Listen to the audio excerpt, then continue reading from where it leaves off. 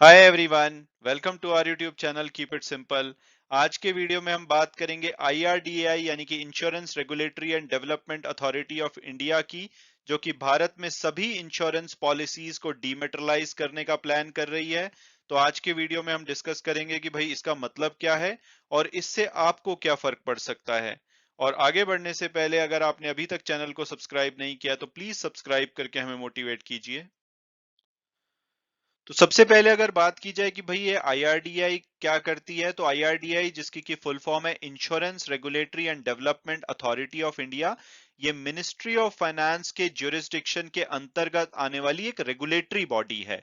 और इसका काम क्या होता है? इसका काम होता है इंश्योरेंस और जो री इंश्योरेंस इंडस्ट्री है भारत की उसको रेगुलेट करना और उसमें लाइसेंसिंग मैनेज करना। यानी कि कोई नया प्लेयर लाइसेंस लेना चाहता है इंश्योरेंस का, तो आईआरडीआई वो लाइसेंस इशू करता है। पुराने प्लेयर अगर लाइसेंस को मिसयूज कर रहे हैं, कुछ गलत कर रहे हैं, तो उनके लाइसेंसेस कैंसिल करने का काम आईआरडीआई करता है।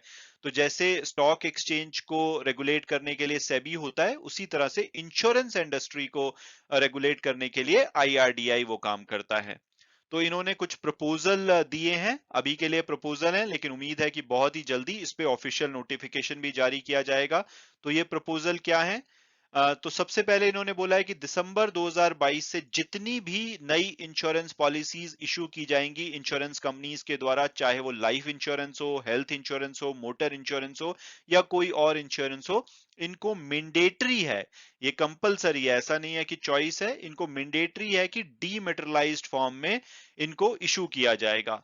डीमेटेरियलाइज्ड फॉर्म का क्या मतलब होता है ये हम आने वाले पेज में डिस्कस करेंगे, बट अभी हम डिस्कस करते हैं कि आईआरडीआई ने क्या क्या प्रपोज किया है। तो नई पॉलिसीज दिसंबर 2022 से सभी डीमेटेरियलाइज्ड फॉर्म में इशू की जाएंगी। इसके अलावा जो पुरानी पॉलिसी हैं जो कि अभी इशू की जा चुकी हैं या दिसंबर 2022 से पहले इशू की जाएंगी, इनको भी अगले साल दिसंबर यानी कि दिसंबर 2023 तक इंश्योरेंस कंपनी को डीमेटेरियलाइज्ड फॉर्म में लाना पड़ेगा।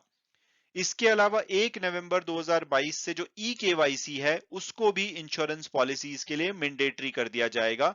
ई केवाईसी जिसका की फुल फॉर्म होती है electronic know your customer. Again ये एसेंशियली प्रोसेस है जिससे कि नो योर कस्टमर किया जाता है। आपको पता होगा कि बैंकों में या कई जगह पे आपको नो योर कस्टमर के लिए अपने जो आधार, पैन, इस तरह के डॉक्यूमेंट सबमिट करने पड़ते हैं ताकि अपनी आइडेंटिटी और एड्रेस वेरीफाई कर पाए। तो ई केवाईसी में ये काम इलेक्ट्रॉनिकली किया जाता है, जिसमें कि जो भी ऑथराइज्ड ऑर्गेनाइजेशंस होती हैं या एजेंट्स होते हैं वो कस्टमर की आइडेंटिटी और एड्रेस को डिजिटली ऑथेंटिकेट या वेरीफाई करते हैं। और ये सब आधार ऑथेंटिकेशन के द्वारा किया जाता है। तो इसके लिए कोई भी पेपर वर्क की जरूरत नहीं होती, आपको मैन्युअली अपना पैन नंबर या आधार कार्ड नंबर नहीं जमा कराना, आधार ऑथेंटिकेशन के द्वारा ये डिजिटली किया जाता है। तो ये भी 1 नवंबर 2022 से मैंडेटरी हो जाएगा सभी इंश्योरेंस पॉलिसीज के लिए, और इससे अल्टीमेटली जो इंश्योरेंस पॉलिसी का डीमेटेरियलाइजेशन है उसमें हेल्प मिलेगी। इसके अलावा आईआरडीआई एक डिजिटल प्लेटफॉर्म पे भी काम कर रहा है जो कि बीमा सुगम के नाम से डेवलप किया जा रहा है। इसके द्वारा आईआरडीआई जितनी भी इंश्योरेंस पॉलिसी है उनको बेच पाएगा, सर्विस कर पाएगा, क्लेम सेटल कर पाएगा। और ये एक प्लग एंड प्ले सॉल्यूशन होगा जो कि एपीआई इंटरफेस पे काम करेगा। और जो आईआरडीआई के चीफ थे उन्होंने पिछले महीने बोला था कि भाई ये आने वाले टाइम में गेम चेंजर साबित होगा। और अब अगर बात की जाए कि भाई इंश्योरेंस डीमेटेरियलाइजेशन का मतलब क्या होता है, अगर हम बिल्कुल ही आसान भाषा में बात करें कि भाई डीमेटेरियलाइजेशन क्या होता है, तो इसमें फिजिकल डॉक्यूमेंट्स को ट्रांसफॉर्म कर दिया जाता है ऑनलाइन फॉर्मेट में जिसको कि मॉडिफाई किया जा सके। जैसे कि आप जानते हैं स्टॉक्स के लिए भी डीमेटेरियलाइजेशन किया गया था पहले। जैसे अगर आप स्टॉक्स लेते थे, कोई भी शेयर्स लेते थे रिलायंस के, टीसीएस के, वो फिजिकल फॉर्म में भी इशू किए जाते थे, लेकिन थोड़े टाइम पहले उसको डीमेटेरियलाइज्ड उसका कंपलसरी कर दिया था। तो अब आप देख सकते हैं कि आप अपने जितने भी शेयर्स है डीमैट फॉर्म में रखते हैं, इलेक्ट्रॉनिकली रखते हैं। तो सिंपली इंश्योरेंस के लिए भी सेम प्रोसेस की जा रही है जिसमें कि सभी फिजिकल डॉक्यूमेंट को ऑनलाइन फॉर्मेट में डाल दिया जाएगा। तो इससे क्या होगा? इससे जो पॉलिसी होल्डर है वो अपनी सभी इंश्योरेंस पॉलिसीज का पोर्टफोलियो बना पाएंगे। जैसे अभी आप बहुत सारे शेयर्स का पोर्टफोलियो बना पाते हैं, पहले जब डीमेटेरियलाइजेशन नहीं हुआ था शेयर्स का तब आपको रिलायंस के शेयर मैनुअल पेपर फॉर्म में रखने पड़ते थे, टीसीएस के अलग से रखने पड़ते थे या दूसरी सभी कंपनीज के।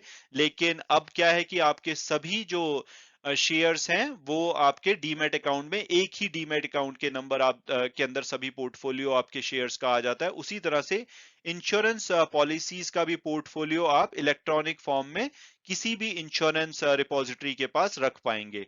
इसके लिए आपको एक सिंगल ई इंश्योरेंस अकाउंट खुलवाना पड़ेगा, जो कि आप अपनी चॉइस की इंश्योरेंस रिपोजिटरी के पास खुलवा सकते हैं। तो इंश्योरेंस रिपोजिटरी क्या होती है?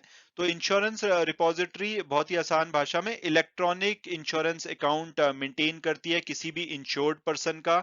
इसके द्वारा जो भी आपका इलेक्ट्रॉनिक इंश्योरेंस अकाउंट है, इसके अंतर्गत आप अपनी सभी जो इंश्योरेंस पॉलिसी है, चाहे लाइफ हो, नॉन लाइफ हो, ग्रुप पॉलिसी हो, ये सभी एक ही जगह पे रिपोजिटरी के पास स्टोर कर सकते हैं, उनको एक्सेस कर सकते हैं। उसमें अगर कुछ मॉडिफिकेशन करना है वो सभी आप ऑनलाइन कर सकते हैं। पिछले कुछ सालों में जो इंश्योरेंस रिपोजिटरीज हैं, इन्होंने इलेक्ट्रॉनिक जो इंश्योरेंस है उसको इशू करने में, स्टोर करने में, सर्विस करने में लगभग 10 मिलियन इंश्योर्ड पर्सन को हेल्प किया है। तो आज की डेट में आपके पास 4 इंश्योरेंस रिपोजिटरी हैं, जहां पे आप अपना ई इंश्योरेंस अकाउंट खुलवा सकते हैं, जैसे कि एनएसडीएल नेशनल इंश्योरेंस रिपोजिटरी हो गई, सीडीएसएल इंश्योरेंस रिपोजिटरी लिमिटेड हो गई, कार्वी हो गई, कैम्स इंश्योरेंस हो गई। तो ये 4 इंश्योरेंस रिपोजिटरी में से किसी के पास भी आप अपना ई इंश्योरेंस अकाउंट खुलवा करके, जैसे डीमैट अकाउंट में आप अपने सभी शेयर मैनेज करते हैं, उसी तरह से अपनी सारी इंश्योरेंस पॉलिसीज को मैनेज कर पाएंगे। इसके लिए ऑफिशियल नोटिफिकेशन आएगा। आई एम श्योर कि जो आपकी इंश्योरेंस कंपनीज हैं वो भी आपके पास आने वाले टाइम में रीच आउट करेंगी। जो भी एग्जिस्टिंग पॉलिसी है दिसंबर 2023 तक वो सभी डीमैट फॉर्म में कन्वर्ट हो जाएंगी, और नई पॉलिसी तो अगर कोई लेता है दिसंबर 2022 के बाद तो उसको डीमैट फॉर्म में ही इशू की जाएगी। और ये जो इनिशिएटिव है आईआरडीआई ने, ऐसा नहीं है कि अभी सडनली किया है, ये बहुत साल पहले रादर 2011 के आसपास या इवन हो सकता है कि उससे भी पहले इसको इनिशिएट किया था, लेकिन ऑपरेशनल चैलेंजेस की वजह से कभी भी इसको इम्प्लीमेंट नहीं किया जा सका। लेकिन अब आईआरडीआई इसके लिए सीरियस है कि भाई अब डिजिटल का टाइम आ चुका है और अब हमें इंश्योरेंस पॉलिसीज को डिमेटलाइज्ड फॉर्म में कन्वर्ट करना होगा। और अब अगर बात की जाए कि भाई इससे बेनिफिट क्या होगा, तो सबसे पहले तो आप इस प्रोसेस को, जो कि इंश्योरेंस पॉलिसी का डीमेटरलाइजेशन है, इसको आप शेयर और स्टॉक के डीमेटरलाइजेशन से रिलेट कर सकते हैं। जैसे कि सभी शेयर्स आपके एक डीमेट अकाउंट में पड़े होते हैं, लेकिन एट द सेम टाइम अगर आप अपनी इंश्योरेंस पॉलिसी देखेंगे तो आज हेल्थ इंश्योरेंस के डॉक्यूमेंट आपके अलग जगह पे पड़े होंगे, लाइफ इंश्योरेंस के डॉक्यूमेंट अलग पड़े होंगे। तो इस तरह से जब ये डीमेटलाइजेशन मैंडेटरी हो जाएगा तो आपको ये जो ई इंश्योरेंस अकाउंट होगा उसके अंतर्गत आप अपनी सभी इंश्योरेंस पॉलिसीज को एक्सेस कर पाएंगे ऑनलाइन। तो एक तो आपका जो ऑपरेशनली ये प्रोसेस स्मूथ हो जाएगी। दूसरा जो इसमें बेसिक डिफरेंस होगा स्टॉक के डीमेटलाइजेशन से, वो ये है कि स्टॉक में आप ट्रेडिंग अकाउंट भी खुलवा सकते हैं, जिसमें आप जो भी अपने शेयर्स होते हैं उनको बाय और सेल कर सकते हैं, लेकिन इंश्योरेंस होल्डर ऐसा नहीं कर पाएंगे। जब भी वो कोई नई पॉलिसी खरीदेंगे तो जो कस्टमर की रिपोजिटरी अकाउंट होगा उसमें ये पॉलिसी क्रेडिट हो जाएगी, उसके बाद वो इसको बेच नहीं पाएंगे, यानी कि इसकी ट्रेडिंग नहीं हो पाएगी, लेकिन आप एक ही जगह पे सभी को एक्सेस कर पाते हैं, कर पाएंगे। कोई नॉमिनी ऐड करना है कर पाएंगे, एड्रेस चेंज करना है कर पाएंगे, या उसको रिन्यू कराना है तो उसको, उसके लिए आपको कोई भी फिजिकल पेपर वर्क की आवश्यकता नहीं होगी। और इसमें सबसे अच्छी बात होगी कि सभी जो इंश्योरेंस पॉलिसी हैं, चाहे लाइफ, मोटर, हेल्थ, होम या जो भी और इंश्योरेंस होती है, सभी आपकी एक ही विंडो में आप देख पाएंगे। आपको अलग अलग से सब चीजों को मैनेज नहीं करना पड़ेगा। तो लॉजिस्टिकली ये आपकी लाइफ बहुत ही आसान बना देगा।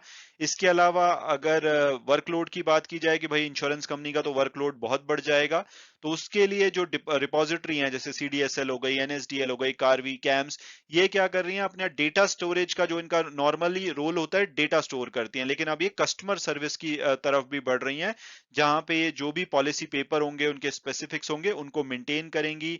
उनकी सिक्योरिटी ड्यूटीज की जो रिस्पॉन्सिबिलिटी है वो रिपोजिटरी के पास होगी। इसके अलावा ओवरऑल क्योंकि सब ऑनलाइन प्रोसीजर होंगे, कोई पेपर वर्क की जरूरत नहीं होगी, तो लॉजिस्टिकल कॉस्ट जो होगी वो कम हो जाएगी। साथ साथ में जो रिमोट और डिस्टेंट एरिया में कंज्यूमर्स रहते हैं, जहां पे पेपर वर्क पहुंचाना काफी डिफिकल्ट होता है, तो उनके लिए आसानी हो जाएगी। और साथ साथ में आपके पास अगर स्मार्टफोन है तो अपनी जितनी भी पॉलिसी रिलेटेड इश्यूज हैं, आप अपने फोन से ही उनको सॉल्व कर पाएंगे। मैं उम्मीद करता हूं कि आपको ये वीडियो पसंद आया होगा और आपने कुछ नया जाना होगा। Thanks so much for watching the video and God bless you all.